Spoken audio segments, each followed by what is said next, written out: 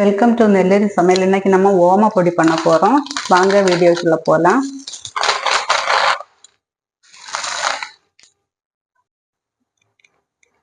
நம்ம இன்னைக்கு ஓம பொடி பண்றதுக்கு 2 கப்பு கடலை மாவு முதல்ல எடுத்துக்கலாம். கடலை மாவோட 1/2 கப்பு இடியப்ப மாவு சேர்த்துக்கலாம். தேவையான அளவு உப்பு சேர்த்துக்கலாம். கொஞ்சம் மஞ்சத்தூள் சேர்த்துக்கலாம். 1 ஸ்பூன் மிளகாய் தூள் சேர்த்துக்கலாம். மிளகாய் தூள் தேவைன்னா சேர்த்தா போதும்.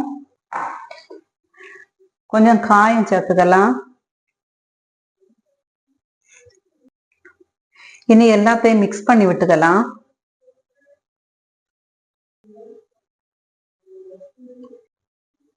பத்து நிமிஷத்துக்கு முன்னாடி 1 ஸ்பூன் ஓமம் எடுத்து அதை நான் ஊற வச்சிருக்கேன். அந்த தண்ணியை நம்ம விட்டுக்கலாம்.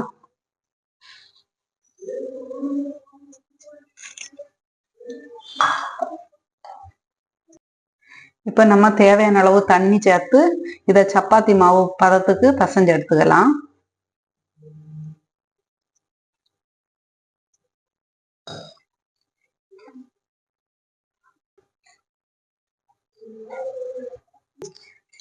இப்ப மாவு பிசைஞ்சாச்சு. இப்ப எண்ணெய் சூடாக வச்சிருக்கு. எண்ணெய் சூடானதும் நம்ம முறுக்கு குழல்ல மாவை சேர்த்து நமக்கு அதுல பிழிஞ்சு விட்டுக்கிடலாம். இப்ப நம்ம முறுக்கு குழல்ல மாவை நம்ம வைக்கலாம். தேவைப்பட்டுன்னா முறுக்கு குழல்ல நம்ம எண்ணெய் பூசலாம். நான் எண்ணெய் பூசல.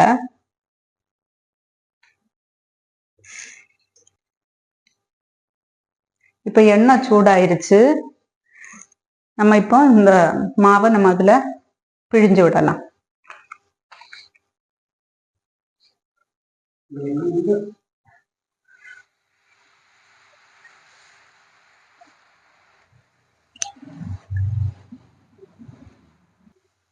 பிழிஞ்சு விடும்போது கவனமா பண்ணணும். கையில நல்லா ஆவி அடிக்கும். இப்ப நமக்கு இதை திருப்பி போடலாம்.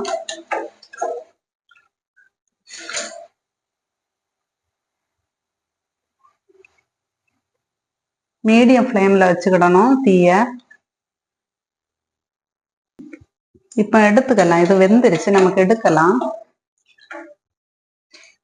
இப்ப எடுத்து நம்ம முதல்ல ஒரு அரிக்கரண்டியில வைக்கணும்.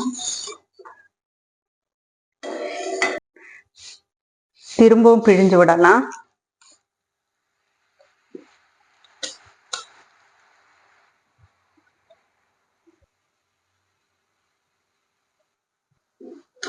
நம்ம இப்போ இதுல உள்ள எண்ணெய் எல்லாம் வடிஞ்சிருச்சு. நம்ம இந்த பாத்திரத்துல மாத்திக்கலாம்.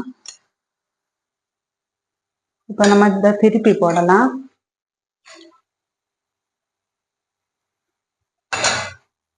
இந்த பபிள்ஸ் எல்லாம் அடங்குறாங்க. நம்ம படக்குன்னு எடுத்தா போதும். சீக்கிரம் வெந்துடும். இப்ப நம்ம ஓம பொடி செஞ்சு முடிச்சாச்சு.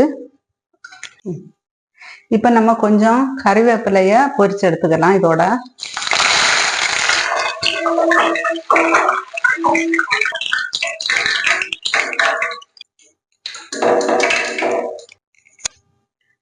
இப்ப நமக்கு சுவையான ஓம பொடி ரெடி ஆயிருச்சு.